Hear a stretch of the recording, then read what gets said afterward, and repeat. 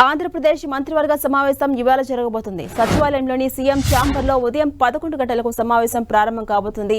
CM Chandrababu అధ్యక్షతన జరిగే సమావేశంలో పలు కీలక నిర్ణయాలకు ఆమోదం తెలపబోతుంది. ఈసారి మంత్రివర్గ సమావేశం పేపర్లెస్ తో జరగబోతుండడం విశేషం. గతంలో సమావేశానికి వచ్చే మంత్రులకు నోట్ అందజేసి నిర్వహించేవారు. దానికి భిన్నంగా ఇవాళ జరగబోతున్న సమావేశంలో అజెండా మొదలుకొని నోట్స్ వరకు ఈ ట్యాబ్లు మంత్రులకు అందజేయబోతున్నారు. ఇప్పటికే ట్యాబ్ల వాడకంపై సచివాలయ అధికారులు మంత్రులకు వ్యక్తిగత కార్యదర్శులకు ప్రభుత్వం శిక్షణ ఇచ్చింది. ఈ కేబినెట్ వల్ల కలిగే ఉపయోగాలను జేఐడి పొలిటికల్ సెక్రటరీ సురేష్ కుమార్ వివరించారు.